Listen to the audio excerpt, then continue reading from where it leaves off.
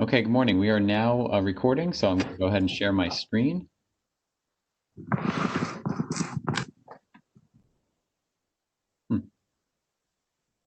Actually, Dr. Cardwell, can you share your screen? After leaving, it defaulted to you, the host, and I'm going to need to have you share your screen with the presentation up. Okay.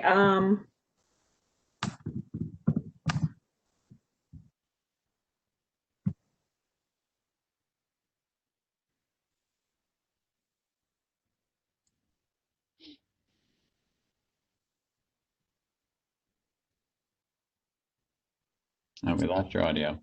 I don't have the presentation up. Okay. Are you able to share your screen, though? Do you have that option? I just sent you the link for the presentation. All right, this is my fault. I left the meeting and came back, and so that's a technical lesson for myself, not to try and do anything very new for the first time without appropriate assessing. I have an idea. I'm going to log out and see if it transfers back to you. Okay. And then I will log back in. That's fine.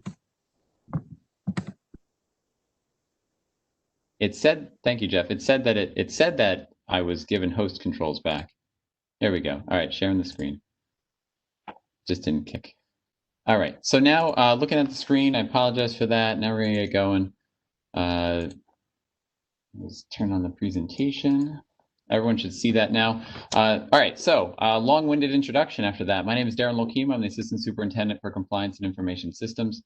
On behalf of the District Superintendent, we want to thank you for taking the time to join us at our Wapner CSD Reopening Parent Forum. This is for grade 5. This forum, we know that we've, based on yesterday's 5 events, that we have definitely people joining from different grade levels, so we'll definitely cover all the slides. But most of the questions we anticipate will be elementary level, and we'll do our best to answer them. A lot of the questions that we try and answer in the slide presentation came from the parent surveys that went out last week. So a lot of what we did with the slide presentation was create the slides to answer a lot of questions that came up, and hopefully you'll find those answers helpful. But again, we understand that there'll be a need for you guys for community to ask additional questions, and we're here to hopefully be able to address those.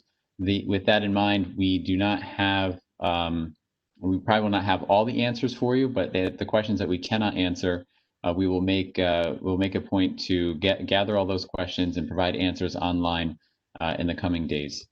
So the goal of this presentation is to hopefully help you understand our decision-making process for starting remotely across, in September for all of our schools. Just to commonly ask questions and have everyone have an opportunity to ask additional ones. So getting started, and I'm not going to spend a lot of time, not going to read slides. We're definitely going to consolidate a number of the slides to try to create additional time at the end to answer some of the questions you might have. So New York State audio, I gotta give Dr. Cardwell audio controls. I will, Dr. Cardwell, when I get to the slide, I will re-add you for audio controls. When we, so we're going to take some information from the New York State Education Department. The New York State Education Department did create a number of mandates for us as we look at remote instruction for September. One of the most important things on this slide is basically the New York State Education Department says that we must provide substantial daily interaction between teachers and students when we do remote learning or hybrid learning. So we're going to talk about that a little bit more in detail. We are certainly being asked to ensure that we're taking care of students' social and emotional well-being, social and emotional needs as well, by ensuring that we are intentionally providing a meaningful curriculum surrounding social and emotional learning and have that embedded within all of our contact curriculum. So in addition to the students' physical health and doing health screenings when students are in school, we have to definitely be mindful of the fact that students have been out of school for such a long time, away from their peers, out of the classroom environment for such a long time. And for some, that's very isolating and could be very detrimental to their social and emotional health. So we have to be mindful of that, and we'll be providing supports to our students and families as needed.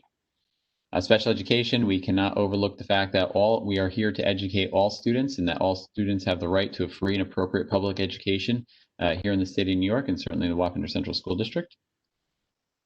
Chronic absenteeism and attendance, we must have a mechanism to collect daily attendance. So please expect, as we start the school year on September 10th, remotely, we'll still be following a daily attendance process. It might look a little bit different at the elementary level, where attendance is just typically taken during the homeroom time at the very start of the day, than it would at a secondary level when you have period by period attendance. But we are going to be tracking attendance across all classes and doing probably the same thing we've done in the past, where if students missed a day of instruction, you would get that robocall that says, oh, your son or daughter has been marked absent.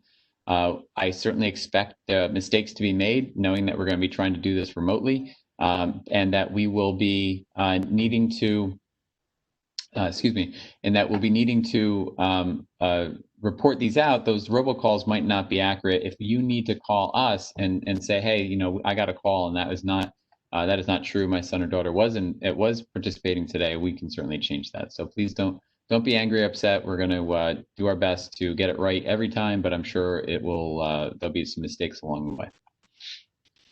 Next couple slides just talk about really what the governor has shared with us and what that has done in terms of our thinking around starting school.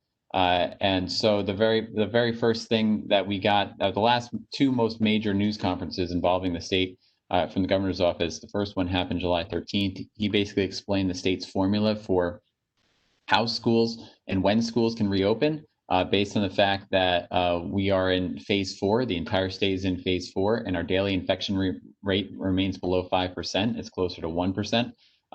You know, he's effectively said that all schools can open, and he confirmed that on August 7th when we had during his it was a telephone news conference, which was recorded. When this presentation is made available from on our website, this link up here will work, and it will go to the governor's recording of his address to the schools and to the state regarding schools, and so you'll be able to listen. We pulled out a number of quotes from his 40 or so minute news conference, which included Q&A from reporters that we thought were relevant and interesting, and a couple of them certainly made us have to take pause and really think about what's going to happen for schools in September when they were to open. But essentially, he said schools across the state can in fact open, and that all schools must come up with a plan, which we have provided a plan, is posted on our website. He acknowledged that there's a significant level of anxiety and concern between parents and teachers, and that he wanted us to now do 3 things. He said 2 things, but he meant 3 things. We need to post our remote learning plan, a concise plan, a more specific plan that talks about how we're going to address equity issues from what we as districts saw in the spring for those who could or could not access the learning. We're going to have to post plans involving testing, and we're going to talk a little bit more about testing in just a moment. And that, of course, means health testing as well as contact tracing. So really just asking the schools, how do we plan on doing that? And the schools were actually hoping that we could have the state tell us how we were going to do that, but we're going to have to rely on some additional teamwork with perhaps the local Department of Health, et cetera, to make this happen. So the governor said that he wants us to have at least 3 meetings with the community. We're offering 15. 15 certainly seems like a lot, but we're using this remote platform, and we can only put on so many people at a time. So we thought we would offer 1 per grade level, not knowing how many people would sign on. We're averaging a couple hundred people per call. So we probably could have done it in 6 to 8 meetings, but we're going to keep the schedule as is and keep going with our 15. So this is number 6, 9 to go after that. We will be adding another one for parents of students with disabilities. We're going to, it'll either be on Thursday or Monday, or it'll be both. We're just double checking when their team will be ready, and then we'll be sending out a notification. And we will be doing one or 2 presentations, parent forums for those families as well. One of the biggest things that came out of the conference, the governor's news conference, was the third bullet talking about what do we do about asymptomatic people. So a reporter had asked, what about asymptomatic people? How are schools going to deal with that? The governor responded that this is one of the top 5 questions he's asked. How do we prevent asymptomatic people from infecting other people in schools, similar to how people got infected in nursing homes? The governor's response was interesting. He had said that some school districts have a better answer than others. It's up to the local district to come up with a plan. Yes, temperature taking is concerned. Yes, that child who has a temperature. Yes, test that child who has a temperature. But what about asymptomatic spread? How do you detect asymptomatic spread when the only way you can detect asymptomatic spread is when you get sick? He goes on to say, but that is a very good question, one that the local school districts have to answer. We weren't really expecting that, and we found that response to be rather interesting. I mean, we are educators, not medical professionals, so when the governor said that it is up to school districts to provide answers to how do we detect asymptomatic spread, we are not being equipped with COVID test kits. We're not. I'm being told the sound went out. Can someone just text in if they can hear me or not? It sounds fine. I can hear you. Okay, I'm going to keep going. The asymptomatic spread. So if we cannot hear, I got some no sound, some says audio. Some say if some people are telling me they can hear perfectly fine, that's going to tell me that my computer and my microphone are working okay. So I'm going to keep going. We don't have a plan to test asymptomatic spread. We're not given COVID test kits. We are not given. We don't have a lab environment, so we're not sure how that's going to work, and we're going to need further guidance. So we definitely did not feel comfortable, like we are ready to provide that level of service to our staff and students, and need further clarification exactly on what he meant by that. So that was definitely a big factor. He goes on to say you need 2 things to open schools, obviously students and teachers. Students you cannot force back, and you don't want to get into a legal battle with teachers. They cannot teach if they do not feel safe. You cannot order a teacher into the classroom and tell them to teach if they do not feel safe. I'm telling you there's going to be a need for significant discussion. They, implying the teachers, raise important issues. They need to be comfortable. So we agree, and we need to do our best to ensure that everyone feels comfortable and safe at school. And we're going to so we're going to start off with remote learning. And we are a very large district. This slide shows how large we are compared to the other 12 other school districts in our county. Weebatuck is the smallest at 653 students. That's total students, grades K to 12, and they're in the northeast corner of Dutchess County, compared to our district that's 10,645. A lot of times we are compared as to be equal in size to Arlington, but even we've got Arlington beat by a significant number. So we're a large district. Out of all the large districts in our area, this is Westchester, Orange, Ulster, Putnam counties, etc. Looking at districts who have more than 6,000 students, there are only 2. Yesterday, White Plains had said that they were going to also start with a hybrid, but there are only 2 districts. Thank you. I saw that quote. Thank you about the infectious disease office. Thank you. White Plains said yesterday that they were going to start with a hybrid model. Just this morning, they're now changed it and said that they're also going to start remote. So we have 2 districts that are Clarkstown and Haverstraw that are saying that they're going to start their school year as hybrid. That's what they're saying for now. We're not sure if that's going to change, but other districts of comparable size are doing a phased-in model just like us. What that phased-in model will look like. Now we're talking about grade 5. I'm going to click this link. This link will also be clickable when you have your presentation, when this presentation is available online. I'm going to just take a step out of the presentation for a moment. And I'm going to choose that. Let me zoom in here. This is our calendar of events as how we're going to transition from remote learning into hybrid. And so starting September 10th, all students K to 12 will begin on a remote learning schedule, and we're going to evaluate procedures and make sure that we have our teaching and learning piece tightened up in terms of being able to make sure that students are accessing what they need and getting onto the learning as much as they need, and providing additional supports, especially for the younger kids, because we know that's going to be harder, and our students with additional learning needs. It's going to be a very big challenge for them to continue or start the school year off remotely. But we're going to do our best with that. Starting September 29th, the 28th is actually a district holiday already. The 29th is the first day of hybrid learning for K-2.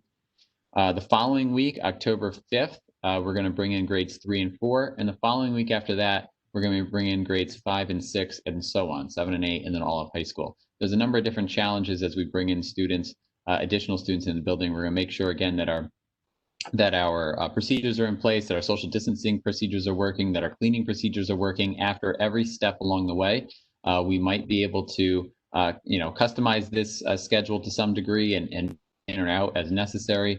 But for now, this is our plan to move forward and try to get the students in school into hybrid learning, all of them, by the end of October. The way this is intended to work is if we go to looking at how we're going to divide up the students. You may have already heard that we're going to divide up students into 2 cohorts. The cohort A and B will be dividing students by last name.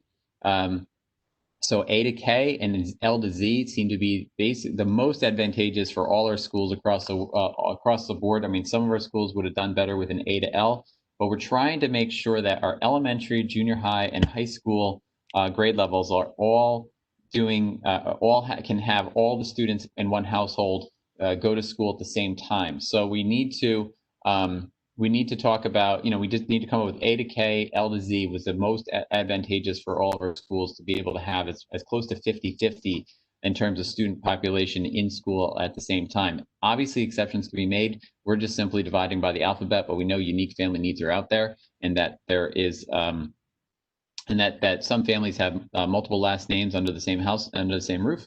And we will certainly just deal with those exceptions and change the cohort listing for those students as necessary, so that way all students can go to school from the same household at the same time. Just let your building principal know if that is something that is necessary for you and your family. We are going to now talk about some of the categories of questions that came up.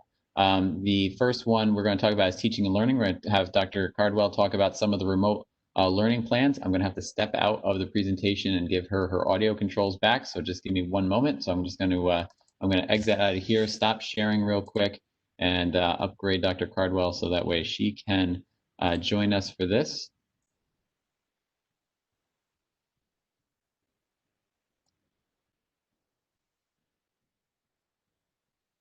Okay, I think Dr. Cardwell, you're back. Can you tell me if your audio controls work?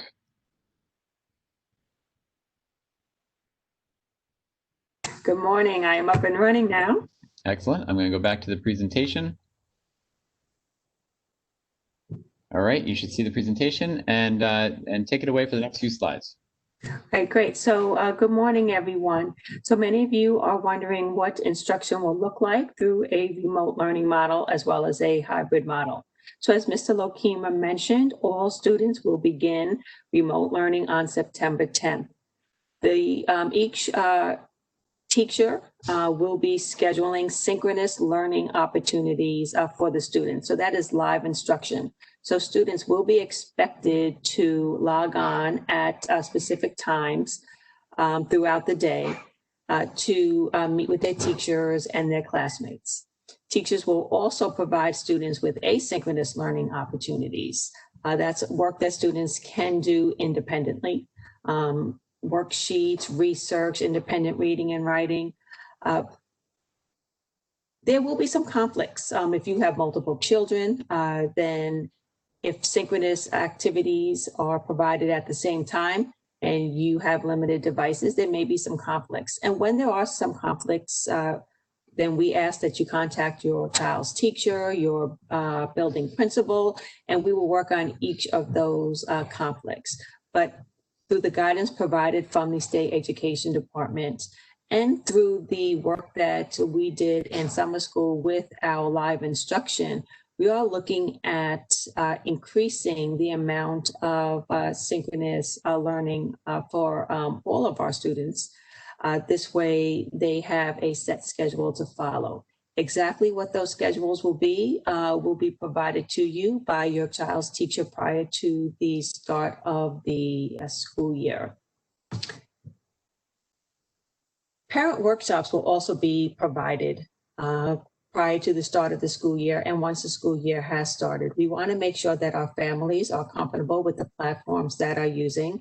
In instances of the younger children, logging on to synchronous learning will be difficult for our kindergarten, first, and second grade students. It may become easier for our fifth and sixth graders, as well as our secondary students, but it's important that our families feel comfortable in using the resources that we will be providing. So we will begin the parent workshops within the next week or so, and that information will be shared.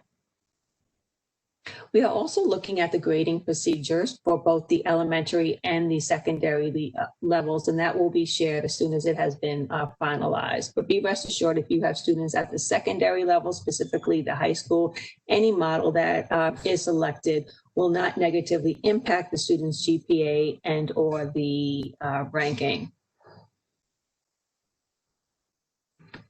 There are 5 professional development days that are built into the schedule. The Board of Education approved 2 additional days. That's why the student day start date has been moved to September 10th. We want to make sure that all of our instructional staff and all of our staff is prepared to open schools remotely and then to be able to transition to a hybrid model. This will require additional professional development and support to make sure we are encompassing all health and safety guidelines provided by the Department of Health and the CDC, taking into consideration social distancing, masks, and cleaning. And there's also additional teaching and learning and social and emotional learning professional development that needs to be provided to make sure that our staff provides high quality professional development through the remote model and to be able to transition to the hybrid model according to the approved schedule. Social and emotional learning is paramount. Our students may be experiencing some negative reactions due to the extended school closures. We want to make sure that we are spending time building community, reintroducing students to the learning environment, whether it's remote and or hybrid. And we want to make sure that our students feel comfortable in whichever format our learning will be presented to them. And this is going to take some time to prepare. So we're excited that we have the additional professional development days to make sure we're ready to receive all of the students. Many questions were raised regarding athletics and extracurricular activities. At this time, fall sports are scheduled to begin Monday, September 21st. We will continue to pay attention to the New York State Public High School Athletic Association announcements if there have been any changes. We also know that extracurricular activities help support and make well-rounded students. We will monitor each of the extracurricular activities, work directly with the buildings to determine which of those activities can run in person and which will be held remotely. We know that concerts and theater productions, we're recommending they do not run for the first semester. And for theater and concerts to be held in the second semester, we will make that decision sometime around January. It's all going to depend on where the district is and where the state is, but we're not recommending any concerts or theater productions through September through January. For all of our music, band, orchestra, and PE, there are additional guidelines that must be followed. Students will not share equipment. They will not share music stands. They will make sure that they are either meeting the 6-foot or the 12-foot social distancing guidelines. There will be stations and or spots that are marked on the floor for students to follow. And when students do return, we will spend much time in assisting students in understanding the social distancing guidelines and what is expected of them.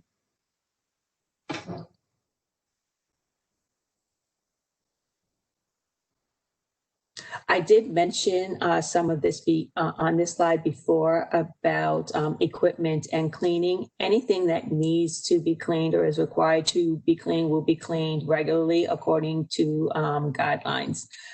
There are some items that is not recommended to be cleaned. Weather permitting, students will be allowed to go outside and encouraged to go outside for physical education. In cases where railings and or grab bars need to get cleaned, they will get cleaned regularly. We will not be cleaning wooden play structures, benches, or tables, for that is not recommended. Darren, I'm going to move it back over to you at this time. Thank you, Michelle.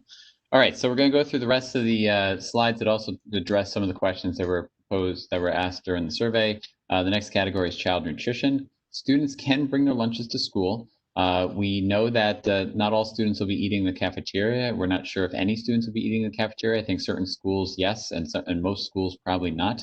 And that'll be determined based on scheduling needs within the building. But I'd also, if students are then eating lunch within a classroom space, it brings up the question of what do we do about student allergies. Again, we're going to let that be a local building decision in terms of having to deal with what students may or may not be separated from their classmates while eating lunch. We certainly don't want anyone to have any adverse health effects because of peanut butter and jelly sandwiches or anything like that. As far as the menu goes, it's going to be a limited menu, only one hot or one cold breakfast and lunch every day. It'll be packaged and served in a grab and go type of container or fashion. If necessary, the cafeteria staff will bring lunches to the classrooms, again, in a grab and go fashion. Milk will be the only offering in terms of a beverage. Soy milk is available for anyone who has a milk allergy, but they'll have to contact food service to make those requests in advance. There'll be no snacks, no ice creams or anything like that. But again, just the daily hot or cold breakfast and lunch option will be available for all students. On days when students are not in school, the district still has a responsibility to provide meals to our most neediest of kids. So students who are eligible for free and reduced lunch will have the option to come and do a pickup curbside meal for either breakfast and or lunch. Those meal pickups will be similar to what happened in the spring. The details as to what buildings will be offering curbside pickup and the like will be shared before the start of school. We had a number of questions that came in, a variety of questions that came in under the communication and family and community engagement section. So we're going to just answer a few of them here. School schedules will be available in Parent Portal for all schools by the end of August. Once schedules are available for your building, we'll notify you via phone and email that they're ready for you to review. This morning, about 9:30 or so, I sent out a Chromebook request form. So if you need a request form, and if you need to request to borrow a Chromebook, we have a very limited supply. We have about 1,000 left. We loaned out a whole bunch in the spring, and except for those students who graduated or have left the district, everyone else has retained them, anticipating a problem for the fall. So we will hand out everyone that we can. And to support remote learning. Unfortunately, we're not able to purchase anymore at this time. Dell, for example, is one of our main manufacturers that we purchase from. They said that they won't be able to provide us any until January at the earliest. So we're going to do our best. Hopefully, we have enough to meet everyone's needs this fall. There will be online meet and greet opportunities created for principals, faculty, and staff to meet with parents and students throughout the month of September. This will be in addition to regular synchronous learning opportunities. And then the survey results. The survey results, we were asked, will they be posted? We'll post the parent forum survey results on our website once the survey is closed, which will probably be this week. Health and safety, we know there's a lot of questions about health and safety regarding our schools. So airflow is one of the topics that came up. Typically, our ventilation system draws in 10% of fresh air from outside at any given time. Our facilities department, I'm sorry if you can't hear me. Some people are telling me they can, some people are telling me they can't. Our facilities department will increase this fresh air intake to 20 to 30% while the weather stays seasonably comfortable. Restroom cleanings will be done at a higher frequency. We're actually going to have to hire more custodial staff to achieve this, but we're going to have restrooms cleaned more frequently throughout the day. Wednesdays will be our deep cleaning day. It'll be the day that students are also doing 100% online learning. The district has bought additional disinfecting machines to be utilized daily under schools. These machines spray a mist of disinfectant on all surfaces.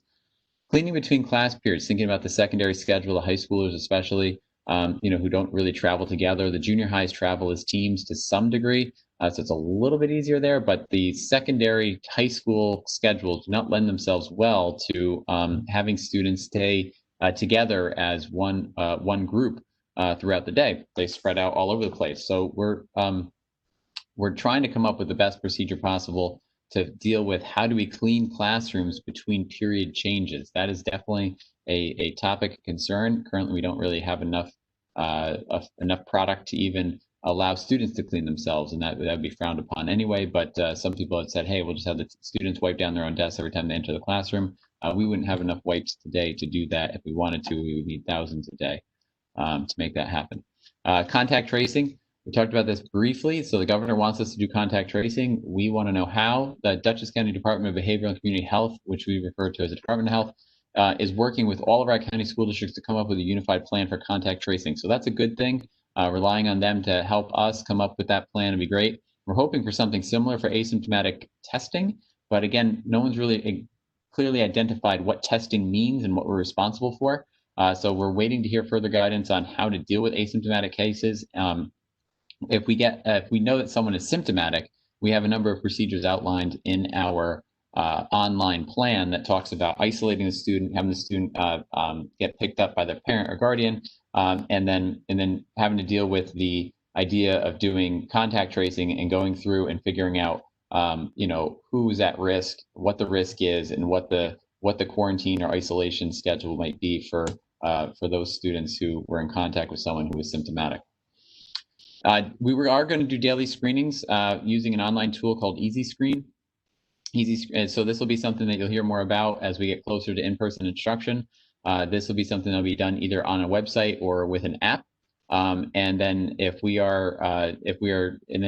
that information will be automatically put right to our school or building administrative offices, saying these students are not feeling well today, and here's what's going on, and we'll have to take actions based on that.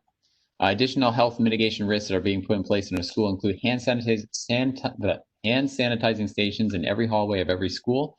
Masks will be available for everyone who needs one throughout the day, whether they soiled it, lost it, broke theirs, never came to school with one. We'll have those available. Locks installed on water fountain bubblers. The bubblers is basically the button that allows that fountain of water to come out. Those are going to get locked, so you can't use them, physically touch them. But instead we're going to, but the dispensers themselves have bottle fillers, so the bottle filling stations themselves will still work, and those are by and large hands-free.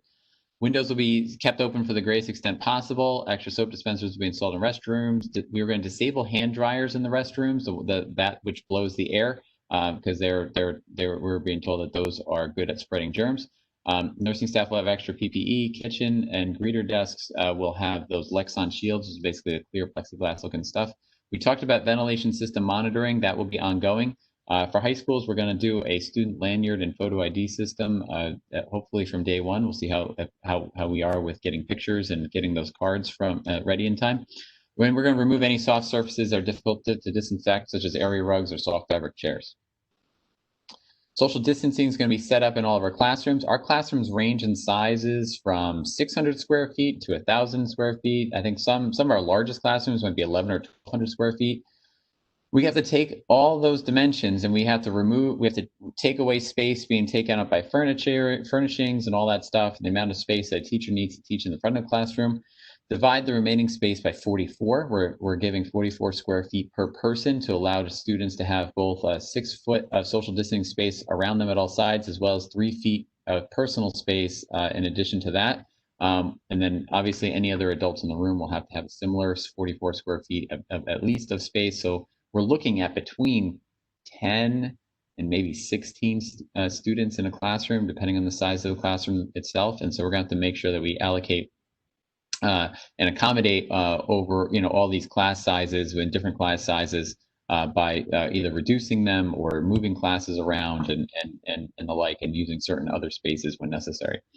Whenever possible, special area teachers like art and music will push into the classroom as well as student support staff to minimize the amount of shared space, the amount of exposure to shared spaces that students would normally travel to. Dr. Cardwell already mentioned that if we had maintained a 12-foot of social distance in all directions maintained between students when they're participating in activities such as choral or wind instrument ensembles, and any kind of aerobic activity resulting from a PE class, we're going to have additional space between those students who are aerating a lot of breath. Social emotional learning, I won't spend a lot of time going through the bullets, but we talked about that to some degree. We're going to provide training for our staff, services and workshops for our students. All the schools have support staff to meet the needs of students as required. We're going to create partnerships with community-based mental health providers as necessary.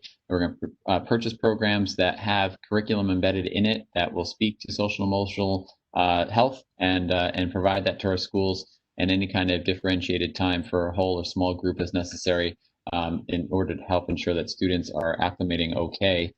We know it's not perfect, but in this crazy time, making sure that our students are socially, emotionally well as physically well.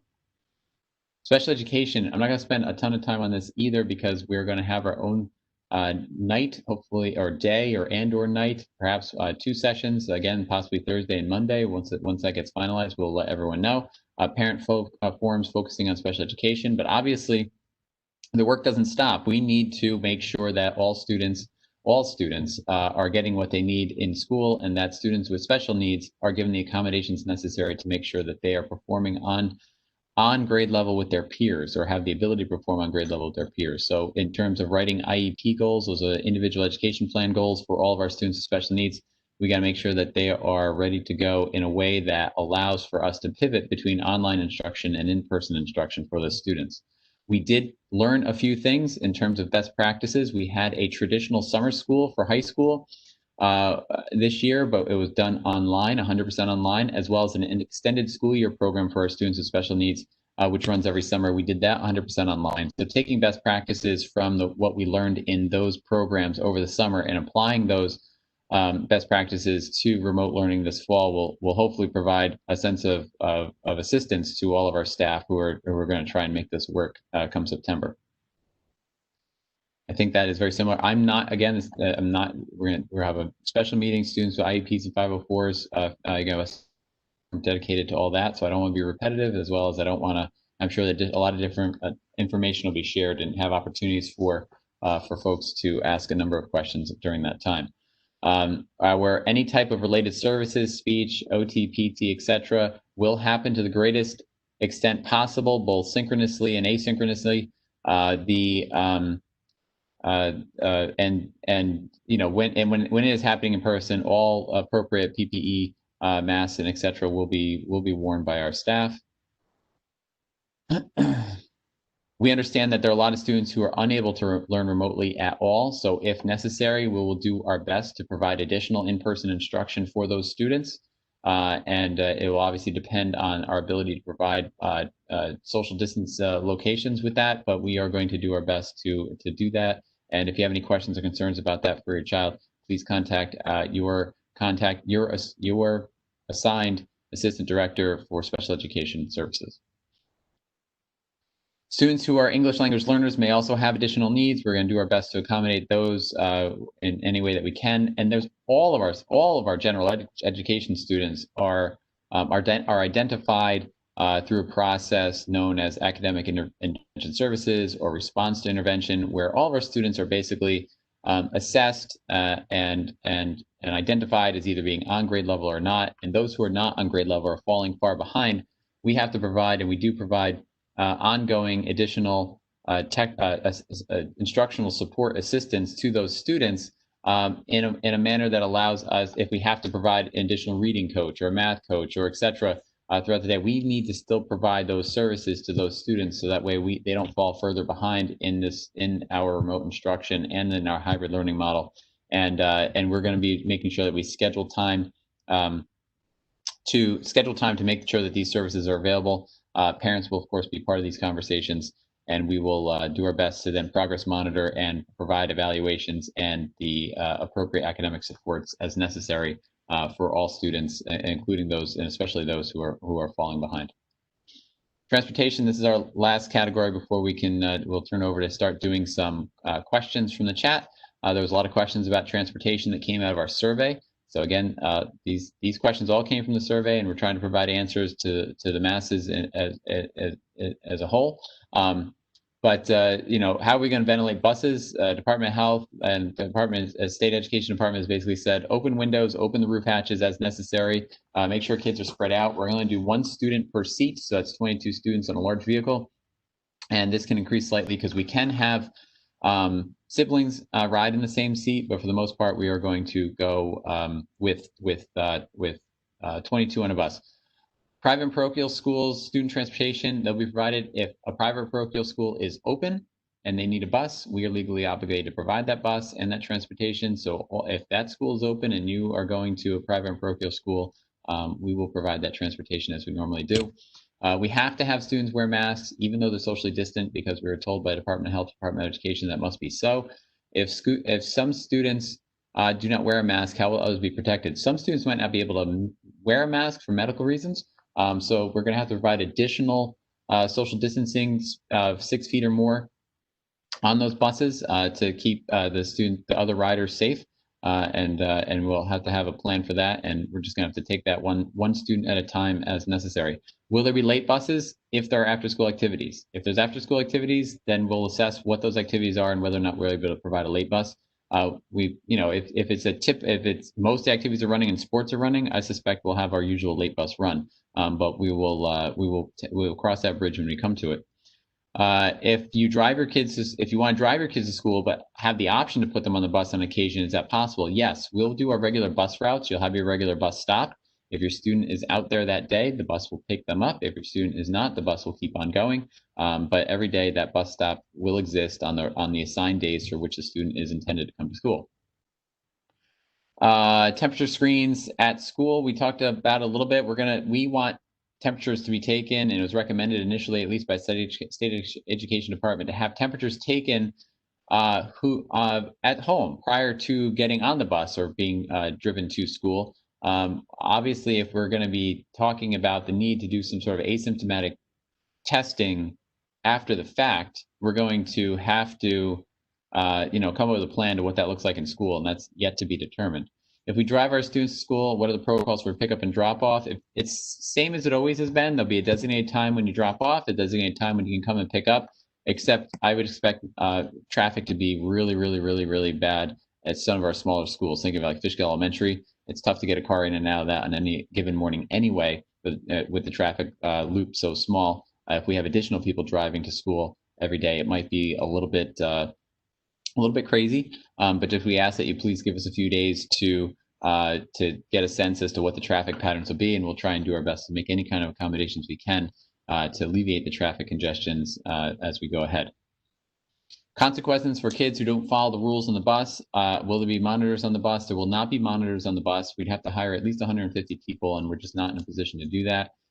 There are cameras on the bus. Cameras will be remotely checked to make sure that people are following what they're doing, or randomly checked, I should say. But we're gonna have to rely on the bus drivers. The bus drivers are the eyes and ears on the bus. They are used to reporting issues and dealing with issues on the bus. Any issues with regarding students and riders on the bus that cannot be dealt with on the bus are referred to our building level principals, and they will take over from there. Bus rides is how if you're going by last names, how long will kids be on the bus? We're doing the same bus runs essentially, so it's just going to be every other alternating cohort. So it's going to be less kids on the bus, but the same bus routes are basically going to be happening. So we don't anticipate that bus runs will be much longer. All right, and I think that was the last question on transportation, and I'm going to jump out of the presentation and take a look and see what questions everyone has posted here. Darren, I would like to address one of the questions just to clarify something that I stated regarding synchronous learning. Okay, do you need me to go back to the slide or no? Nope, no, this is fine. So synchronous learning, that's live instruction, will not be scheduled for a full day. Not every part of a lesson should be live or needs to be live. And those determinations will be made according to grade level. Obviously, synchronous lesson is going to look different for K to 2, 3 to 5, all the way up to secondary. And specific times will be provided for when a student will log on for live instruction. and then they will log off, and then there will be some asynchronous activities that will be provided. The amount of time a student will be live will be provided to families once that information has been finalized, and it will be different for each of the grade levels. Thank you. Okay, thank you, Michelle. All right, so I'm going to go over to, we had a few people monitoring the chats. My understanding that one person had trouble getting in, so we might not have captured all the questions, but let me go through a few. I won't be able to answer all of them, but hopefully we'll be able to knock out a few of them. And if the ones we cannot answer, we do not answer today. If we cannot answer them, we'll be sure to get some answers for it, post the questions and the answers on our website in the coming days. First question that came in: when will hybrid instruction begin? I think that was clearly answered by the chart that I had shared. How will we be able to let schools know our preference for remote learning? If you are intending to have your child do remote learning only while hybrid learning is taking place, we are intending to send out a survey to a request form, essentially, which will take place probably my guess would be in the first week or two of September. Why not see? I think the thought process there would be let's wait and see who would want to continue remote learning after experiencing it. What kind of remote teaching live? Okay, I think Michelle covered that. Our children go to Kinry, but we don't have a principal. Who should I contact? You'll hear more about your new principal at Kinry, I'm sure, in the coming days. So you will if for some reason you can't get a hold of someone, you're going to call the main office anyway. You can contact the principal's office, even if there isn't a principal in the building that day, because if we're waiting for somebody to get hired or whatnot, we do hire substitute administrators, so that there's a principal in charge no matter what on any given day in a school. Will the district release the results of the parent survey? Yes, I mentioned that. They will go out on our website.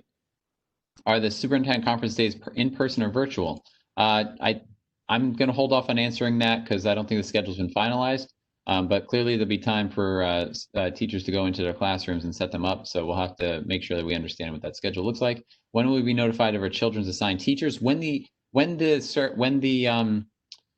schedules get released at the end of the month. So if you have a parent portal account, use a parent portal account, and when you log in, you'll see right next to your child's child's picture, especially the elementary students. You'll see right next to your child's to the right of your child's picture, usually there's a section there that says homeroom teacher, HR teacher. That's when you'll see it. Will the middle school supply list be populated? Good question. We'll get back to you on the middle school supply list. What are the district protocols in regards to educating children and staff on the prevention and spread of virus? What are the district protocols? Okay, so we do have to provide training to all staff and students on staying safe and COVID and what to look for. Those training packages are going to be made available. How they'll get delivered, whether they're done remotely ahead of time or hybrid in the first day or two when they first come back to school, is to be determined. Will there be a mandatory training and sign off of all parents and children to understand these protocols? I don't know if there'll be a sign off. We'll get back to you on that. Orientation for 7th and 9th graders will there be any scheduled, or will they just start school in an unfamiliar setting, cold turkey? Our principals would not be comfortable with that. Let me get back and see what they're planning and have them send some communications out. Typically, there is an in-person orientation. Last year, they did a lot of virtual farewells, etc. So, and I think actually, if I recall, one of the principals did a virtual welcome to the incoming 7th graders. So, in terms of a quick little tour around the building and all the like. So let me see if they're going to update that and get back to you on that. Will hybrid learning be a teacher and student? Will hybrid learning be with a teacher and the students, or will they have time to do one-on-one? I'm gonna hold off. I know that question could probably be answered in a number of different ways, so I don't want to misconstrue what that is being implied. Can you advise what the protocol will be if a parent of a child, a teacher, or a child in the class tests positive? Our protocol is outlined in our plan.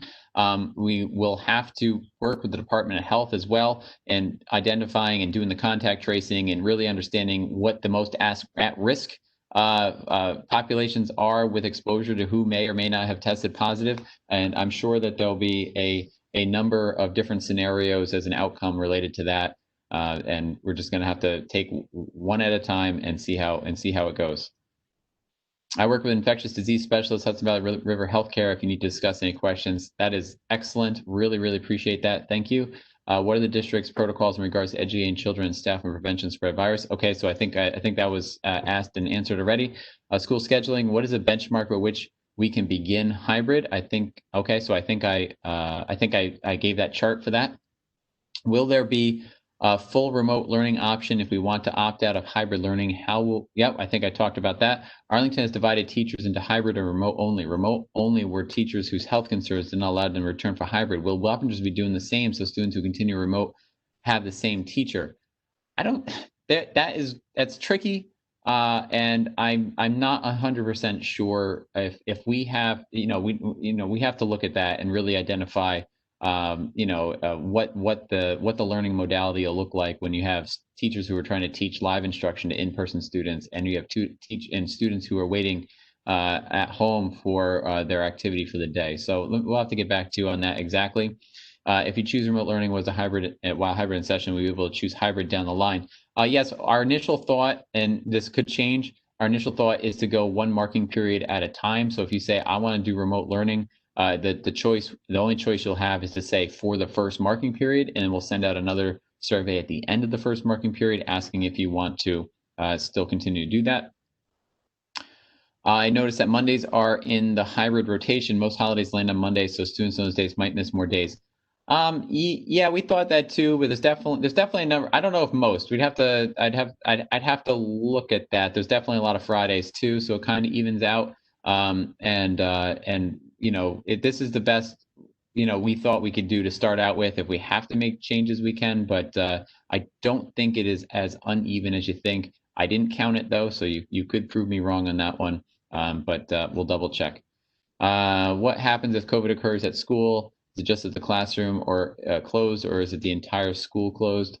It's really going to depend, I guess, on what the exposure level is and how it had happened. It's not going to be, either way, it's not going to be pleasant or easy to deal with. Can you advise on what the protocol will be if a parent, child, teacher tests positive? I think we covered that. For those who chose remote after October 5th, will be specific remote-only teachers? Okay, not sure. We'll get back to you on that. What kind of remote learning? Live? I think that was covered. Let's see. Is it going to be a full day when students are attending school in person? The current thought is yes.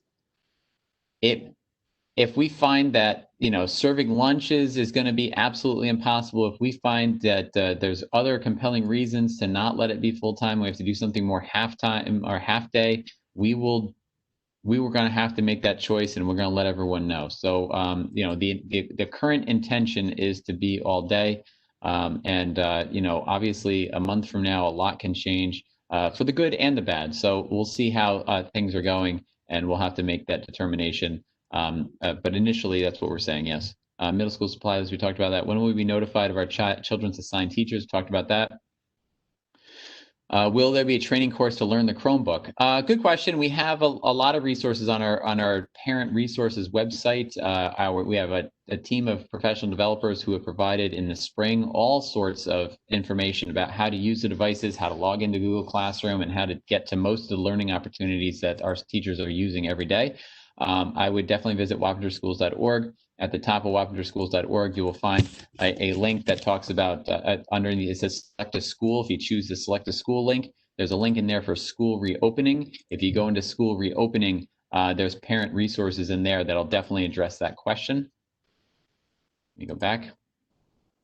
The fifth graders typically move classrooms for math and reading. Will they be moving classrooms? We are minimizing moving. Where moving is necessary, we will move teachers, especially in a situation as you described. That's a lot easier. They move in groups, and in this particular case, I anticipate teachers will be moving as opposed to students moving to minimize contact. At the very end, will the district release the results from parent survey? Yep. All right. If New York City COVID rates increase because Mayor de Blasio is preparing schools to open on time, however, our rates are low, will children still start as planned? The governor will maintain that so long as our region is in phase 4 and our infection rate is below 5%, the governor will say that we can reopen schools. if there is any kind of local decision making being done that we need to take into account by offices such as the Department of Health, we will certainly take that into advisement and let parents know as necessary. Okay. I think we did good on time, and I hit every question that was in the shared document that was given to me. If there's definitely some questions I could not answer, and that we'll provide answers to, online once we have those articulated and identified. So I want to thank everyone very much for your time. This session has been recorded, so we'll post the recording as soon as it is ready to be done on our website, along with the other ones. And I'm going to stop recording right now. Michelle, did you have anything to add before I stop recording? No, thank you. We're fine. Okay.